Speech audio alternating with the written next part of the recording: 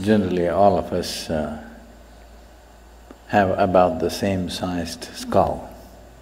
So, to a large extent, most human beings have enough brain material in their head. Everybody, except somebody who may be severely deformed at birth. Almost every average human being has what it takes to do life. But why is it that one person's brain sparkles with genius, another person's brain sparkles with pain and suffering and tension and stress and whatever else? All the ugliest things that nobody wants happens in people's minds. So is it a question of higher intelligence? Is it a question of some magical influence from somewhere? Or is it a question of bringing the necessary balance within yourself so that you become available to the magic of life? A skewed intelligence, however smart it may look on the periphery, cannot make this life happen beautifully. Above all, balance is needed. Balance on all levels. Otherwise, our very body and our very brain will function against us to a point where the only idea or the only form of relaxation today in the world, either there's sleep or drink or drug, all you're trying to do is to be brainless for a period of time. Because brain has become such a nuisance. If you didn't have one, you would be at least peaceful. Yes.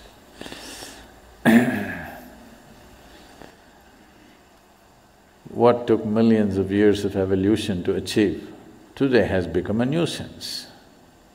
What is the greatest miracle within this human frame has become a misery manufacturing machine. There are many aspects to it, I don't want to make it too simplistic, but above all, the most important thing is balance or lack of balance. So,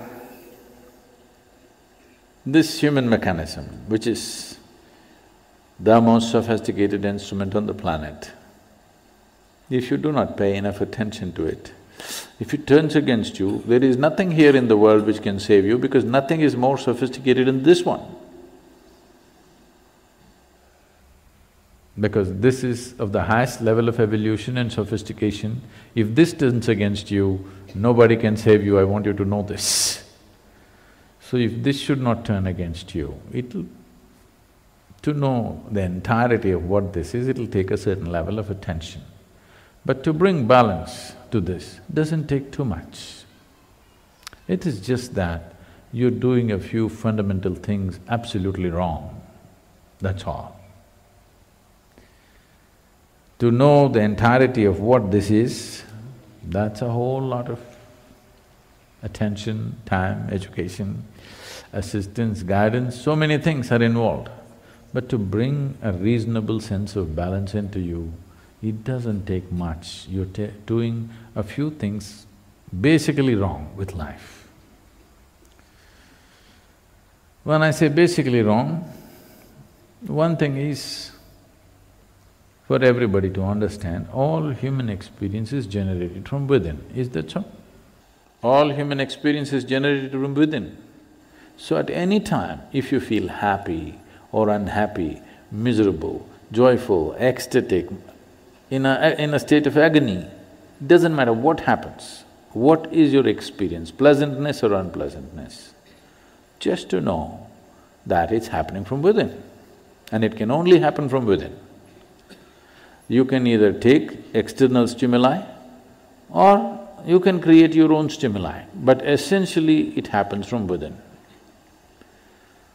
This one thing, if it is not grasped, when you feel miserable, if you think it's this one, you're gone. You just… the keyboard is here, but you're punching the wall. This is not going to work. This one basic fundamental thing is something that almost 90% of the humanity is always doing it wrong. Whenever they feel miserable, they think it must be this one or that one or that one or that one. Now, all human experience is generated from within. If something is feeling unpleasant, first thing is to look at this. What am I doing wrong with this? Am I eating wrong? Am I sleeping wrong? Am I sitting wrong? Am I breathing wrong? Is my heart beating wrong? Something. My very chemistry is wrong. Something is wrong with this, not with that. So the moment you think by kicking the wall you can fix this one, then you made a fundamental mistake. The harder you try, the further away from it you go. So, this possibility of bringing balance to the system, first of all, is the fundamental nature of yoga. The most basic forms of yoga, whether it is… I know many of you doing probably the Nadi Vibhajan or Yoga Namaskar or Surya Namaskar or Surya Kriya, these are all basic forms of yoga. The first thing is to bring balance. Once there is balance, then you can build a tower on top of this. If there is no balance, whatever you build will only lead to more trouble. The more basic you are, the better it is. So this is what a whole lot of humanity is seeking, somehow to remain basic. Because if you build something, it feels terrible when there is no fundamental balance. Anything standing up without balance is a big problem. So the best thing is to lie down, stay close to the ground. If you grow tall, it'll be a problem, so remain at the minimum.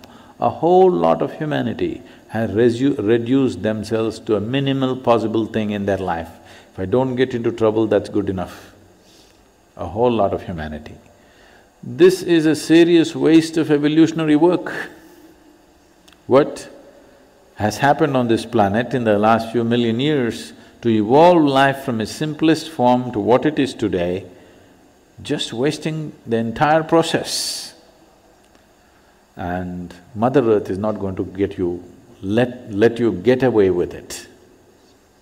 You will pay the price. If you try to make life go backwards, it will make sure you pay the price. So instead of trying to do this, that, so many things, first thing is to do something to bring balance. First step is just this, that everything that I generate from within me in the form of experience, sensations, painful, pleasant, wonderful, horrible, whatever I go through is essentially generated from within me and nobody else but me. Others may help, you know. Others help. If you're miserable, some people will fuel it and help. If you're joyful, some people will fuel that and help. There are different types of people around us. They assist you as they know their life. But essentially, it is your making. This is the fundamental aspect of yoga. The first teaching that came out was that it is your karma. That means it's your making. Your life and the experience of your life is entirely your making. If this one thing doesn't sink into you absolutely, you will not make the necessary changes. You still think, yes, I know it's my karma, but you know, my husband, what he did. You can't fix this. First you understand, this is my making, entirely my making. The moment you see it, you have the ability to change it. I see it, but you know what they did to me yesterday? Now you can't change it. It doesn't matter who did what. What is happening within you, your experience of your life is entirely your making. This is your karma. Karma means not something that drops upon you from somewhere. Karma means your action, it's your making, it's your doing. So if you just said this one thing, creating the necessary balance will happen automatically. Once there is balance, then you would want to try many things.